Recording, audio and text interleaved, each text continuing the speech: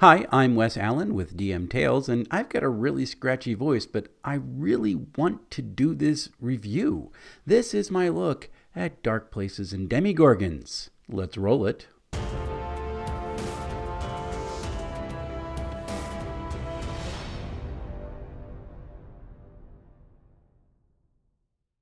Dark Places and Demogorgons is a print-on-demand book. It comes in at 200 pages, so it is glued binding, but it's going to last a pretty good while. It's not so huge that it's going to fall apart. I got the hardbound version, although for a book this size you can probably get away with just doing the softbound version. I think that'll work out just fine. It's a tad bit larger than the digest size of Old School Essentials, but it is very luggable. This is a book you can throw in a bag and take it with you wherever you go, and you might even not notice that it's there, but the layout is a little weird. Eric Bloat, who's one of the primary authors and the founder of Bloat Games, has said recently that when he made Dark Places and Demogorgons, that he didn't really know what he was doing when it came to layout. This was the first time he ever tried something like this, and so this is the results. And it shows. One of the things that really pops out to me in this book is the heading fonts. It is really kind of cartoonish, and it's going, I think, for this 80s style vibe. But there's a reason why we don't use that aesthetic anymore. It's kind of garish and jarring, and as you're reading through the book and you're seeing this heading font for things like table headers and just paragraph or section headers, it doesn't really feel like it belongs. You get some layout quirks in other places, like the table of contents, where there's just a really heavy font that's used, and there's no indents for the different sections, so you don't know where one section begins and the other section ends. You just have one straight list. These are things that could be improved. Eric Bloat has said he's going to improve them. Eric Bloat has also said he did improve them. I want to check out some of his other games to see how he's evolved over the years that he's been doing this. But for Dark Places and Demogorgons, it just is a little quirky, doesn't quite work all that well. Game's still pretty good though. I always look at how a game lays out tables to see how it organizes things. And actually they did a good job with this. The tables are laid out fairly well, although they're inconsistent. The font size changes from table to table depending on how much information they have to put in it. It's just a little inconsistent as you're flipping through the book, and sometimes it takes your eyes a second to adjust. These are things that just can be improved a little bit. I am grateful, however, that they decided to put in an alternating row color. That always makes a table so much easier to read, and when it's not there, it drives me absolutely bonkers. So good choice for that. The art in the book is very well inked. It is comic book style, really pulls on that 80s vibe, and that's consistent throughout the entire book. There's also a bonus in this book of actual photos from the 80s, which I think are from Eric Bloat's youth. And that's kind of a nice bonus to have in there because you see the kids with the jean jackets and the flipped up collars and the really big hair and all that sort of stuff. And that's kind of cool to see. But again, with the weird layout, there's just times where you're flipping through and you don't know why these photos are here in this spot. It doesn't make sense that they're there. There are 7 core attributes. You have the straight 6 of strength, intelligence, wisdom, dexterity, constitution, and charisma. But you have the 7th one called survival. Survival is kind of cool because survival can be spent in order to re-roll a die.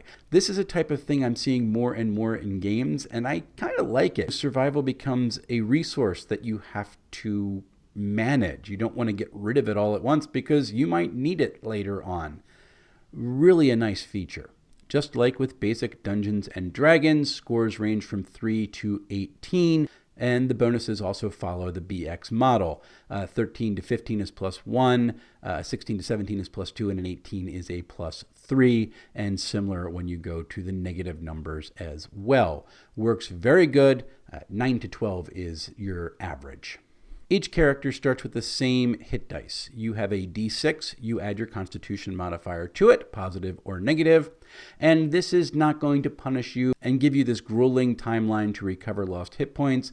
A single night's rest will recover you all the way up to your max. There are 5 saving throws in the game. They are courage, critical injury, death, mental, and poison. But what's interesting about Survive This is the saving throws are not determined by your class. They are actually rolled. You roll a 4d4 and then add your constitution modifier to each, and that gives you your number for that save. This is a unique feature, and in a sense, you get more attribute scores that are going to vary depending on character to character. And every time you level up, you get 2 points that you can add to some of your saving throws, 2 to 1 or 1 to 2. And you ask yourself, why would I want my saving throw values to go up? And that's because saving throws in this game are a roll under mechanic. You roll a d20, you're trying to match your saving throw number or get under it in order to succeed. So it's an interesting look at things. Character backgrounds give you some flavor. There's a chart that you roll on. Most of it is role-playing tweaks to let you know how to lay out your character as you are playing them in the game, but there are some mechanical and monetary advantages as well.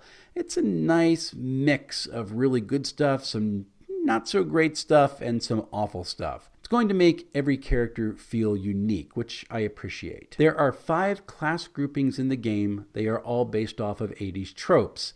Everything about this game screams 80s. The 5 character groups are brains, athletes, outsiders, populars, and rebels. Each of these groups has 3 subclasses. Each one of these subclasses has at least one prerequisite.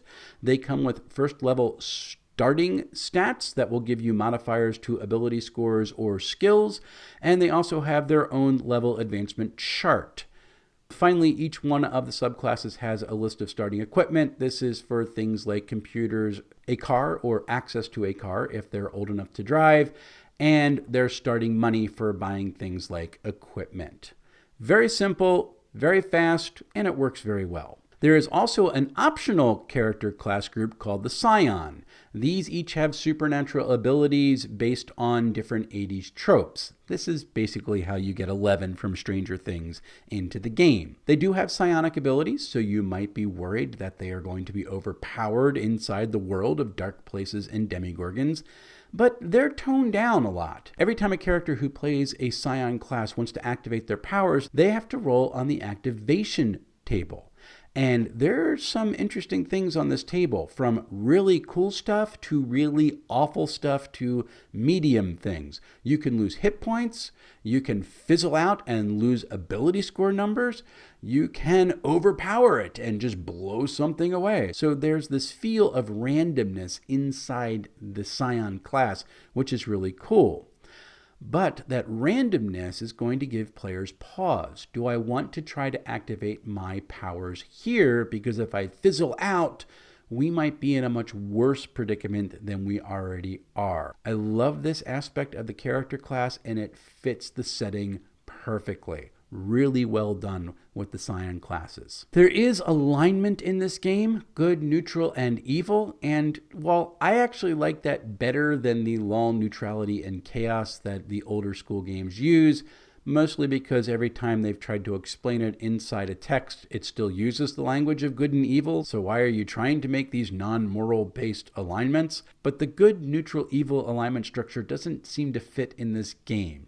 Alignment in general doesn't really seem to fit in this game, but I would have liked to seen something a little bit more off the wall, like altruistic and selfish. That might be a more accurate way to try to role play teens who are working through their adolescence while combating things that are trying to take over the world. That would be more cool than just base good and evil to me. If I ever play Dark Places and Demogorgons, which I hope to at some point, I'll probably just jettison the concept of alignment entirely. It just doesn't fit for a bunch of teens running around their hometown. The gameplay engine for Dark Places and Demogorgons is called Survive This, with an exclamation point. So this should give you a hint right from the start that this is not high heroic fantasy. You're trying to survive. That's basically it. It's not combat centric. I think there might be 3 pages altogether that are devoted solely to combat in the book, because this is a game of using your skills and your ability scores, trying to make checks as you sneak and as you investigate and as you try to avoid conflict, because the giant monster can bite your head off and you have a baseball bat instead of a sword and a gun and all sorts of cool weapons like that. So this is a much different form of game. There's also a rudimentary skill system in Dark Places and Demogorgons, and this is going to give you a score of 1 to 5 for each skill that you have. You can level it up as you go, and this basically adds to your roll anytime you're rolling for a skill check. Skill checks, unlike saving throws, are a roll over mechanic. You have a difficulty class that you're trying to beat, and that's set by the GM. If you're familiar with 5th edition D&D, it works pretty much the same way. The whole thing is simple and it's clean, and I like it very much. It feels old school. It's very much got that dungeon crawl feel of basic and expert to it, but it pulls from more recent narrative style games in a way that it's not combat centric, but there's enough roles in the game that it feels like it could be. Kind of difficult to really explain, but it hits the sweet spot between combat-centric games or combat-heavy games and all role-playing centric games. Right smack in the middle, it hits that sweet spot, and I think it makes for an entertaining style of gameplay. From page 81 on is a bunch of Game Master information. This contains the stuff on things like time and movement and combat, all that typical stuff. But it also has a number of adventure seeds that a Game Master can use to set up sessions for their players. This is a nice addition. Beyond that, it's got a monster section and a short summary of the default setting for Dark Places and Demogorgons, a town in the mountains called J-Town. There's a lot of good value in this book, layout quirks aside. All told, I think this is a fun game, and it's worth picking up. There's a lot of layout quirks, as I pointed out, and Eric Bloat has said in recent interviews that he didn't know what he was doing when he started, as I pointed out.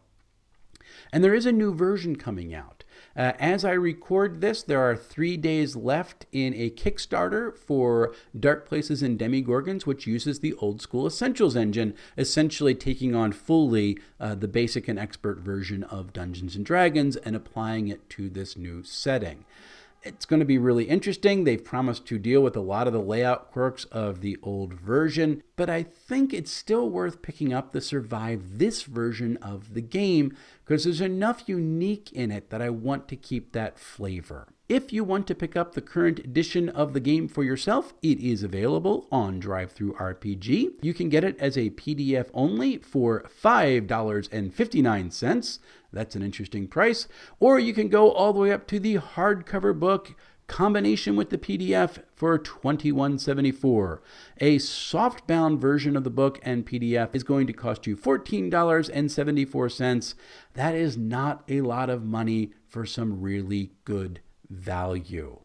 This is a game that's really worth checking out, particularly if you either love Stranger Things or if you're a child of the 80s and you want that nostalgia fix. Once again, I want to say thank you to everyone who has liked, commented, and subscribed to the videos on this channel. Last week, we hit 1,000 subscribers, which I wasn't sure I was ever going to get to, and I am thankful for all of you for making this a fun journey and fun project to take and to do. My next review is going to be on one of Basic Fantasy RPG's modules. I have a stack of those coming out. I have some other games that I'm also going to be looking at in the near future. Until we see each other again, however, happy playing, everyone.